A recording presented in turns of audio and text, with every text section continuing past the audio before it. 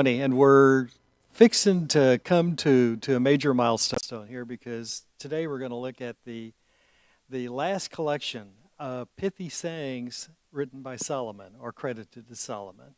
And I'm talking about these little two-liners that he writes a little, but they say a lot because we just there's all sorts of interpretations and explanations and so forth. And picking it, starting with chapter 20, the very first verse. Wine is a mocker, and strong drink a brawler. Your translation may translate strong drink as beer. Oh, yeah. Whoever is led astray by them is not wise. How true. I don't think you can absolutely say that the Bible teaches us or tells us never to take a drop of alcohol because there are so many episodes of the use of wine or other alcoholic derivatives in the Bible. But just as there's no condemnation about eating, but there is about gluttony, the Bible may not necessarily condemn drinking, but it does condemn drunkenness. And that's the thing that so many people, that's a trap that so many people fall into, especially those who think, oh, I can handle it. And there's a famous writer, you may recognize him by the name of F. Scott Fitzgerald, died at a very early age, relatively early age for his time. I think he was only in his 40s, had a heart attack. And heart attack that, there were several stressors in his life, but one of them was he had a drinking problem. And he said about alcohol that here's the way it works. First, you take a drink. Then the drink takes a drink. Then the drink takes you. And that is all too true. That is how a lot of people who fall into alcohol abuse or worst case scenario become alcoholics. That's the path that they travel down. It doesn't happen you don't become an alcohol abuser or an alcoholic overnight or with the first drink, but it is a steady progression where you keep thinking, oh, I can handle this. I need a little bit more of this, but I can handle it. I can take it. Until you wake up one morning and realize, I've got a problem here. So the wise person uses alcohol in extreme moderation, if they use it at all. In some cases, depending on your personality makeup or your chemical makeup, you may have the kind of physical makeup that is totally intolerant to alcohol. What one person can drink, you can't, and there's no point in trying to learn how to drink it to keep up with the other person. For some folks, the best thing may be don't drink, but if you do drink, do it in extreme moderation. Next verse. Again, keep in mind this is back in the good old days of King Solomon, and not in the kind of justice system that we have today, where regardless of what you may have done, you can have appeal after appeal after appeal for years and years. The king's verdict was instantly carried out, and there was no appeal or appeal for mercy. A king's wrath is like the roar of a lion. It strikes terror. Those who anger him forfeit their lives. So don't mess with the king. And you can kind of bring that into the present day and age. It's never a good idea to go out and just for the heck of it, get someone who is in a powerful position angry at you, because that's just inviting trouble. So if you don't have to do it, don't do it. It is to one's honor to avoid strife. But every fool, or any fool, is quick to start a quarrel. This just not so long ago, previous chapter, verse 11, Solomon wrote, it's to one's glory to overlook an offense. So if someone is insulting you, don't take the bait. Just be patient and smile. Verse 4, the lazy man does not plow because of winter. So at harvest time, he will beg during harvest season and have nothing. Staying here that your typical lazy man always finds an excuse not to do what he needs to be doing in season. Hey, it's just, oh, gee, it might rain today. Your typical lazy man would have had all sorts of excuses not to do any work this summer because it might rain, 10% chance. Or, gee, it's so hot out there. I might get sweaty. There are folks who basically will look for an excuse not to do what they need to do, and then eventually the result of that is you have nothing to show. You basically are in a bad situation. You come to poverty, as Solomon likes to say. The purposes of a man's heart are like deep waters, but a man of understanding will draw them out. A lot of us, especially if we're dealing with folks that we aren't very close to or don't know very well, really don't want to share our lives with, we can kind of maintain a pretty good cover story about what's going on in our lives. It takes a perceptive person to see how that person is not only saying, but how they're behaving, checking the body language, just to see if there is something really wrong. So be perceptive. Many claim to have unfailing love or goodness, but a faithful person, who can find? That little query basically boils down to your actions reveal who you are, regardless of what you say. Your actions will tell people the real person. The righteous man walks in his integrity. He leads a blameless life. Blessed are his children after them. And that's true. How many of us had really, really good parents? And especially if you grew up in a small town, you're known by your parents, sometimes by your grandparents. And if you had a good family, you were highly regarded. So that's an advantage. When a king sits on his throne to judge, he winnows out all evil with his eyes. This is if you have a good king, a just king, a God-fearing king, someone, or in this day and age, any kind of public leader who is godly and wants to do the right thing. Who can say, I've kept my heart pure, I'm clean and without sin? Yeah, I think it's just human nature. We all tend to give ourselves a higher grade on the morality scale and goodness scale, maybe sometimes more than what we deserve. We may not be all that good in some of our actions, but we'll say it anyway. There will be a follow-up verse to this in the next chapter, so hold your finger there. And then verse 10, differing weights, differing measures, the Lord detests them both. He finds those an abomination. Back in chapter 11, Solomon wrote that the Lord detests dishonest scales. And just to make sure that this point is not overlooked, Solomon's going to bring it up again in just a few verses. Basically, God is very interested in business, in everyday business affairs, and he's also keenly interested that it's done honestly and rightly. Verse 11, even a child is known by his actions, whether what he does is pure and upright. Again, your actions rather than words or appearances reveal who you really are. Ears that hear and eyes that see, the Lord has made them both. He's given us all the senses of our body to really seek out his goodness and wisdom. So use them. Put them to work. Verse 13, do not love sleep, or you will grow poor. Stay awake, and you'll have food to spare. A follow-up to an earlier verse about not being lazy. Laziness leads to more laziness. If you love to sleep, you'll spend most of the day feeling very, very sleepy, too tired to do anything.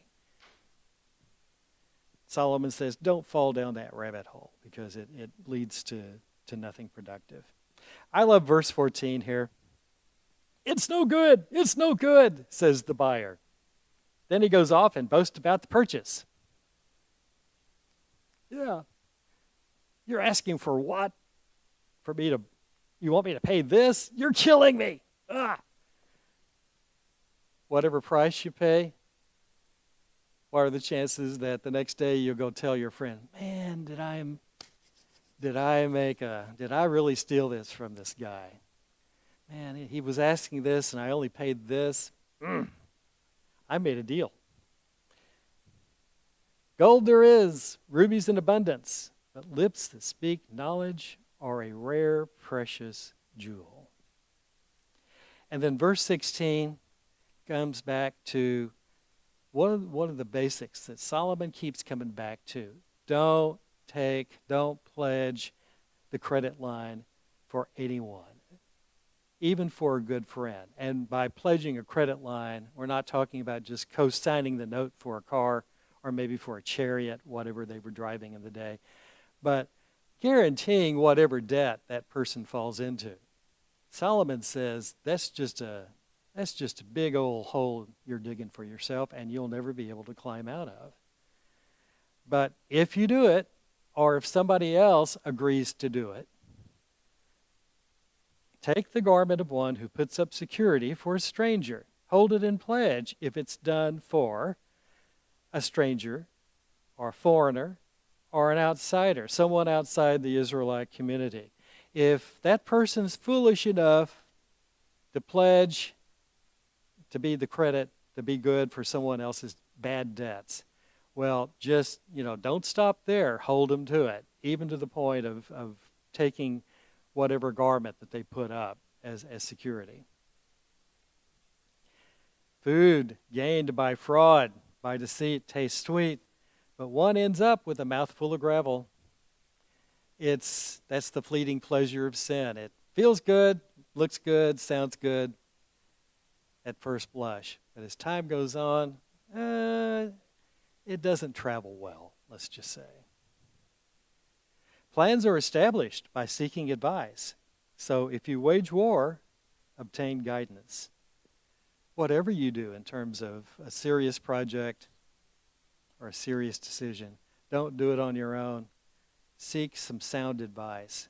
Make sure you're doing not only the right thing, but you're doing it the best way possible. Verse 19 says that a gossip or a talebearer betrays a confidence. So, do not associate with anyone who talks too much. Part of the problem is that if someone is just telling everything to you, what they know about that other person, at some point they could just as easily be telling the other person everything they know about you. So it's one of those situations that kind of cuts both ways. Solomon says, don't go there. Don't get in that kind of relationship. If someone curses his mother or father, his lamp will be snuffed out in pitch darkness. This is this is an addendum, a corollary to one of the 10 Commandments, where God said, honor your father and mother. Paul said that was the first commandment with a promise. If you do that, it will go well with you. Solomon says if you don't do it, in fact, if you go so far as to curse your parents or put them in a bad situation, it can end badly for you. You're in danger of God's judgment. An inheritance claimed too soon or quickly gained at the beginning will not be blessed at the end. This is a warning against becoming wealthy or going into a really, really abundant thing, perhaps too early in your life, where you don't know any better about how to handle or spend money. Think of the prodigal son. Was he able to hang on to his money? No. He spent it a little bit too freely. Remember the prodigal son when you come into an inheritance like that, and think twice before you decide to spend it all. Don't say, I'll pay you back for this wrong. Wait for the Lord, and he will avenge you. Solomon's just freshening up what was already in Deuteronomy chapter 32, where Moses says, "Vengeance is mine, I will repay," says the Lord. Paul repeats that warning in Romans as well. This is when you're in a situation where you feel like taking vengeance, paying someone back for what they've done to you. This is a good time to remember to let go and let God. Verse 23, we've seen this several times before. The Lord detests differing weights, and dishonest scales do not please him. Don't cheat other people either in business or any other aspect of life. A person's steps are directed by the Lord.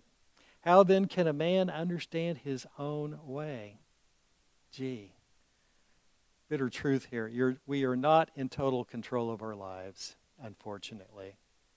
There are so many variables that are going on, and we can be so much into what we're doing that we forget that ultimately God is in control. So live your life with humility. And like James says, whatever plans you make, do it with the caveat of, Lord willing, that's what we'll do tomorrow or next week. It is a trap to devote as holy something rashly, and only later to consider one's vows. This is a warning against making rash promises, especially promises that you make to God, because, believe it or not, if you promise something to God, He takes it seriously. He will hold you to it. Now, in Old Testament times, there was a way you could buy your way out of such a vow. If you thought, well, maybe it's not a good idea for me to have done what I promised to do, you could get yourself out, but it was extremely expensive. Verse 26, a wise king sifts out the wicked. He drives the threshing wheel over them. That's what a good king will do. And the comparison here is, of course, is of harvesting and threshing and winnowing wheat, separating the wheat from the chaff. The chaff you don't want to eat. Even if it is a little crunchy, it's not nutritious at all. You just don't want it as part of your morning cereal. So you toss it up in the air, and that blows some of the chaff away. And then whatever falls to the ground, you get this big rolling stone and push it over the grain, further separate the chaff, which will blow away by the wind. That's what a good king does. He separates good from evil, good intentions and good actions from bad intentions and actions. The spirit of a man is the lamp of the Lord that sheds light on one's inmost being. Mercy and truth keep a king safe. Through love, his throne is made secure. This is a follow-up to what we've seen just a couple of verses earlier about what a good king does. And when Solomon talks about how a king makes his throne secure through love, he's not talking about romantic love, although, there were some kings who loved a lot of women, like Solomon. But through love, basically, Solomon is using the Hebrew word hesed, which means God's great covenant love. So through the love of God, through his covenant love for his people, and through being loyal and true to that kind of love, the king makes his throne secure. Here's a familiar proverb, verse 29. The glory of young men is their strength. Gray hair is the splendor of the old. If you don't like gray hair, some translations say gray head. That's true. That's true. Blows and wounds scrub away evil, and beatings or stripes purge the inmost being. What Solomon may be saying is that there is some value to official state punishments of criminals.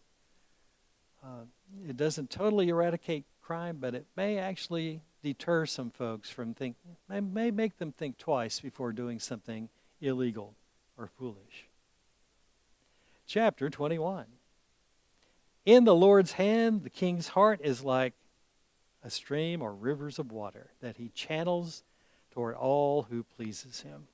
Again, God holds and can guide any human heart. even the kings, even someone in positions of power. Every way of a man is right in his own eyes, but the Lord weighs the heart. Kind of reminds you of what we read in Jeremiah chapter 17. The heart is deceitful above all things. We can delude ourselves into thinking that something is right or wrong, which is why we really need to pay attention to what God is telling us. To do what is right and just is more acceptable to the Lord than sacrifice. One of the verses, I think Jason is preaching on Isaiah chapter 1 today. He may quote a verse that says, where God tells the Israelites, I despise your sacrifices. You do all these terrible things to your fellow man during the week, and then you come to the temple, and then you make all these sacrifices that are prescribed by Mosaic law, and you think that gets you off the hook. He says, I hate it. I can't stand it. And there's going to come a day where I'm going to bring judgment on you. Haughty eyes and a proud heart. The unplowed field of the wicked produce sin. Even evil people will use the benefit of their hard work for sin and to do sinful things. The plans of the diligent lead to profit as surely as haste leads to poverty. There is value in planning ahead. Good planning and doing diligent work. That pays off in the long run. A fortune made by a lying tongue is a fleeting fantasy and a deadly snare. Dishonest fortune never lasts. It's not just something that happens to the prodigal son in Jesus' parable. Basically, people who have gained money or wealth by dishonest means wind up losing it some way, somehow. The violence of the wicked will drag them away. It will destroy them because they refuse to do what is right. The way of the guilty is devious. It's perverse. But the conduct of the pure, of the innocent, is upright. Verse 9. I kind of like verse 9. It says a lot. He says, it's better to live on the corner of the roof and share a house with a quarrelsome woman. Ouch. I guess that can work the other way as well. Women, it's better just to be hanging on to that, to the rain gutter on your roof than be under the roof with an unhappy husband. Basically, this is not the first time Solomon's brought this up. He's talked numerous times about an unhappy, a nagging, a belligerent spouse, someone who can make your life miserable. The soul of the wicked desires evil. It craves it. Their neighbors get no mercy from them. Evil, bad people can't even get along with their next door neighbors. When a scoffer is punished, a mocker, and we know that that's basically a foolish person who is just gone to the extreme. He can't learn anything. You can't teach him anything. You can't tell him anything. His mind is made up. He's going down that rabbit hole. When a scoffer is punished, the simple gain wisdom. By paying attention to the wise, they get knowledge. That's, again, another benefit of public or corporal punishment. People learn from the mistakes and the punishment of bad people. The righteous God takes note of the house of the wicked. He wisely considers what's going on under that roof. And he brings the wicked to ruin. In his good time, he overthrows them. Whoever shuts their ears to the cry of the poor will also cry out and not be answered. Ouch. We will reap what we sow, especially, and again, this is something that Solomon has harped on in previous Proverbs, that we've got to be attentive to the plight of those who are less fortunate than us. If we willingly turn a deaf ear or a blind eye to folks in that situation, God's taking note of it. God will not take it kindly. Another observation of life here in verse 14, a gift given in secret soothes anger. and a bribe concealed in the cloak, behind the back, pacifies great wealth. Solomon's not saying this is a good thing to do. He's just saying such is life. Life works that way in our sin-corrected world system. But when justice is done, it brings joy to the righteous and terror to evildoers. Whoever strays or wanders from the path of prudence or understanding comes to rest in the assembly of the dead. You think of wisdom and a well-lived life as a certain path. Once you get off that path, Solomon is saying, more chances are very good you're going to wind up in a dead end, someplace you don't want to be. Whoever loves pleasure will become a poor man. Whoever loves wine and olive oil will never be rich. This is not preaching against wealth or pleasure or even wine and olive oil. Solomon is warning here against basically an undisciplined life where, you've heard life is short, eat dessert first. These are folks who constantly eat dessert first. Basically, they can't plan ahead. They can't defer pleasant things until they have done the necessary things. And that's how they live their lives, and more often than not, it ruins their lives.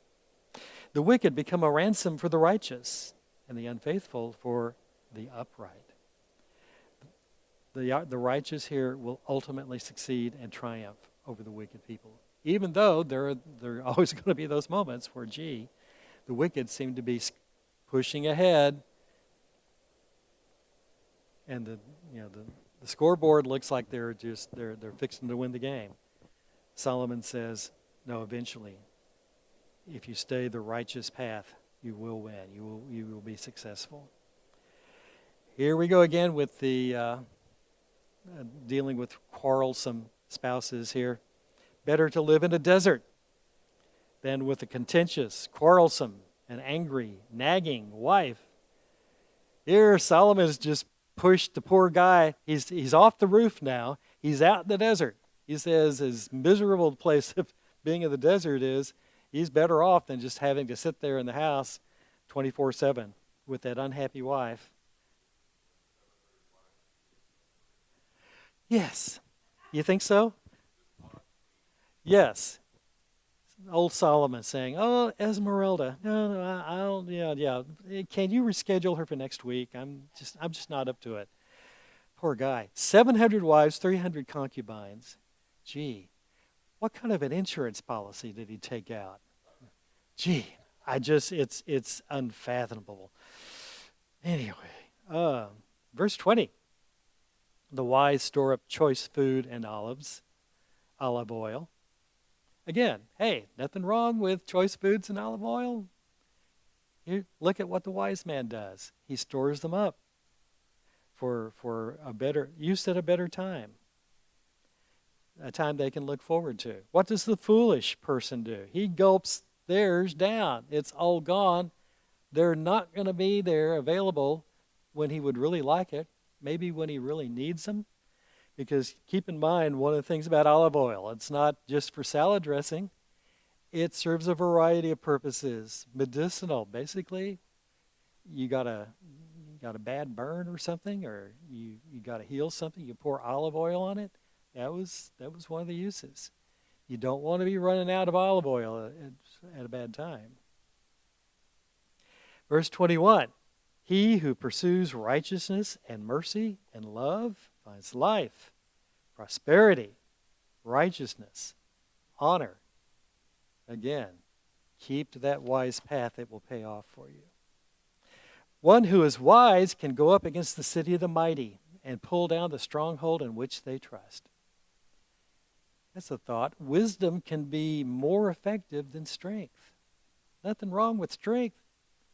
Having a big guy who can, basically lift this building, put it on his shoulder and toss it around. But sometimes a wise person can do things that a strong person cannot. Whoever guards his mouth and his tongue keeps his soul from calamity. Again, the value of wise speech. Solomon keeps saying, wise person, keep your words few. Don't keep opening your mouth just for people to hear what you're talking about. The proud and arrogant, haughty man, scoffer is his name, behaves with insolent fury. That's true.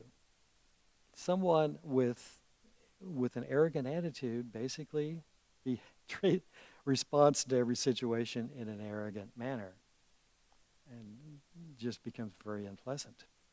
The craving of a lazy man will be the death of him because his hands refuse to work. All day long he craves for more. But by contrast, the righteous give without sparing. Why? Because the wise man does the diligent work. He plans ahead. He does what God wants him to. And that's the basic principle. When you work according to God's wishes, God repays you. And you have more than what you started with. You can give out of your abundance. The sacrifice of the wicked is an abomination. How much more so when brought with evil intent? Basically, if you're not right with God, it doesn't matter what kind of sacrifice or offering or what kind of donation you're making to your church. God's not going to honor it. Because God knows where you're coming from, and He's not fooled. A false witness will perish, but a careful listener will testify successfully. This is a curious proverb because that second line could have two possible interpretations from the Hebrew. That second line could also say, the man who hears that false witness will speak endlessly. So you have two outcomes here that Solomon may be talking about. One is a warning that a listener, if he's not listening carefully, can actually wind up depriving justice because they believe the lying person too easily. The other interpretation is that a careful listener will basically can spot the falsehoods and not be taken in by the lies and the evil intent. Last two verses of chapter 21 basically say that God is ultimately in charge, regardless of what our plans are, regardless of what we may be planning to do. There is no wisdom, no insight, no plan that can succeed against the Lord. And then verse 31, the horse is made ready for the day of battle, but victory rests with the Lord. God's in control, whether you like it or not.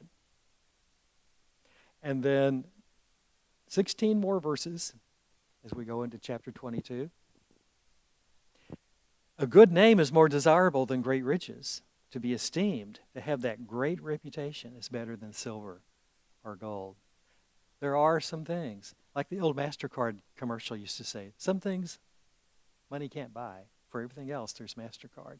This is one thing you can't put on your MasterCard, good reputation.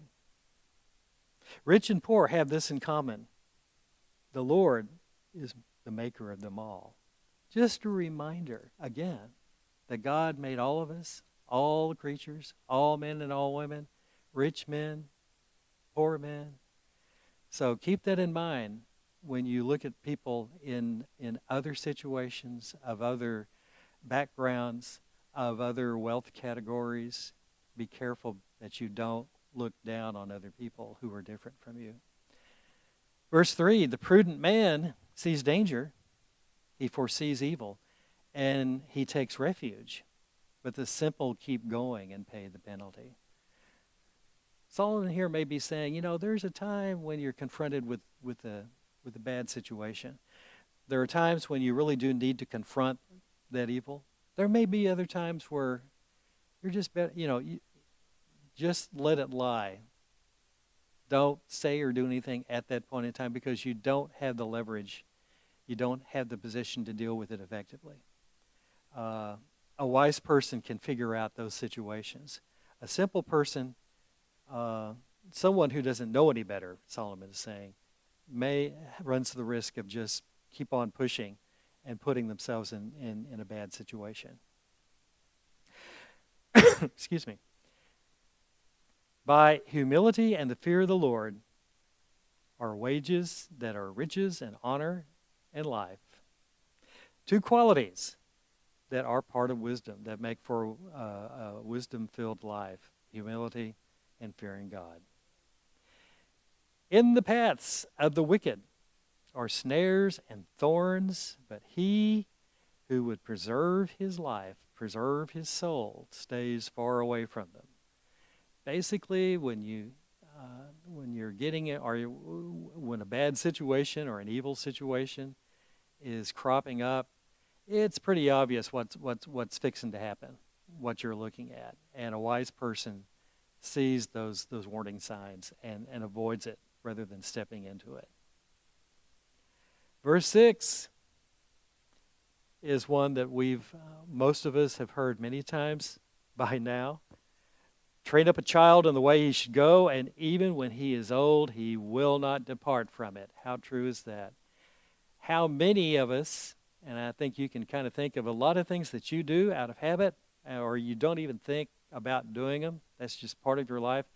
But if you think about them, I learned to do that when I was very young. This is what my parents taught me to do. This is what my big brother or big sister told me to do. And I've made that part of my life.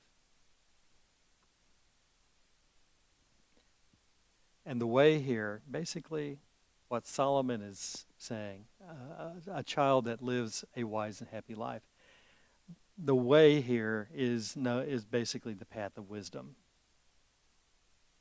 Verse 7, another observation of life, not a stamp of approval by Solomon, but basically says the rich rule over the poor, the borrower is slave to the lender. Life is like that. The rich,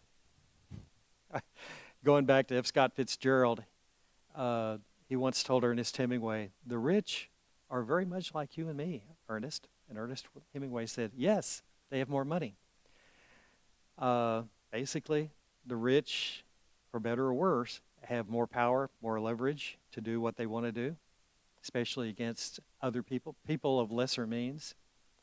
Just a fact of life. One thing, the second line is where Solomon is warning his readers to consider carefully. The borrower is slave to the lender. Basically, as long as you're in debt to someone or something, you owe them something. And if you don't pay that debt, something bad's going to happen. You know, if it's like the mortgage to your house, you don't pay it, you may lose that house. If you don't pay the loan on your car, you may lose your car. Not a good thing. If you want to live in a house, if you want to drive a car. In Moses' day, in the Old Testament time, there was a function where if someone borrowed money and there was no way for him to pay it back, they became that person's slave. Now, ultimately, they could be set free. That is, that person was a God-fearing man. If they weren't, maybe that person spent the rest of his life as a slave, whether he wanted to or not. So Solomon's just saying, don't get in debt over your head. He who sows iniquity or injustice reaps calamity or sorrow, and the rod they wield in fury will be broken. Two thoughts here. Number one, your chickens will eventually come home to roost, or as Moses said, your sins will find you out. And if you find yourself in that situation, very, very likely, whatever means you use to try to protect yourself will not be effective at all. The rod you wield will be broken. The generous will themselves be blessed, for they share their bread with the poor. Drive out the scoffer, and out goes strife. Quarrels and insults are ended. How true is that?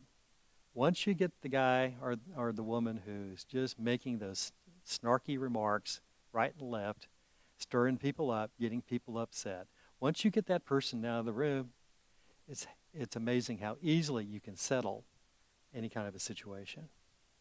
One who loves a pure heart, who speaks with grace, will have the king for a friend.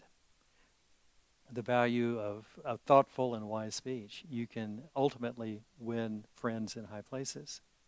The eyes of the Lord keep watch over knowledge, but he overthrows the words of the unfaithful. The lazy man, the sluggard, says, "There's a lion outside. I'll be killed in the public square."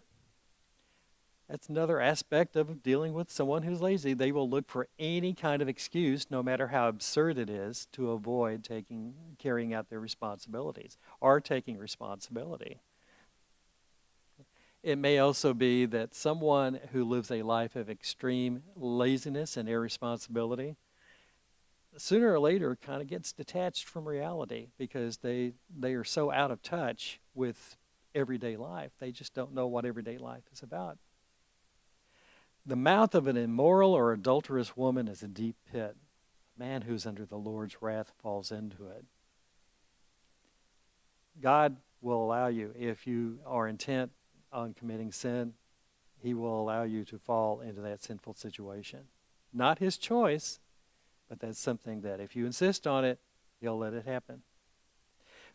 Foolishness or folly is bound up in a heart of child, but the rod of correction, of discipline, will drive it far away. When we're talking about a child's folly, we need to make very clear we're not talking about simply behaving childishly, which they don't know any better than to do because, if they're 3 years old, it's a pretty good bet they don't know how to behave like a 6-year-old. So there's no point in stressing them out by setting standards they can't follow up to. But you can see where even a child will cross the line and say and do things that need to be dealt with. Of course, when we talk about discipline, we're talking about wise counsel, wise discipline that corrects the situation and rather than hurts the child. And then the final verse today. One who takes advantage of the poor, one who oppresses the poor to increase his wealth, and one who gives gifts to the rich, both come to poverty. In both cases, you're ignoring God's instructions. You're not using the wealth that God has given you in the way he would like for you to use it.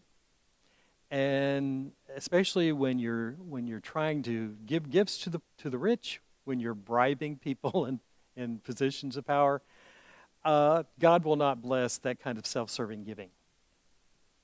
So with that verse, we reach the end of Solomon's couplets. We've reached that section of Proverbs where everybody agrees was written by Solomon. But there is more to come, as they say. And in fact, next week, we're going to look at, even though we've looked at hundreds of Solomon's wise sayings, we're going to look at a section that's called 30 Sayings of the Wise.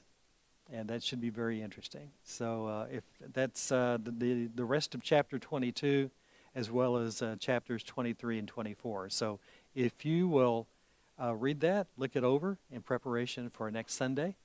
And that's where we'll be, Lord willing, next Sunday. So I hope you enjoyed this lesson. Hope you got something out of it. Have a great week. Stay out of the sun. Stay hydrated. Pray for rain. And we'll see you here next Sunday. Thank you, ma'am.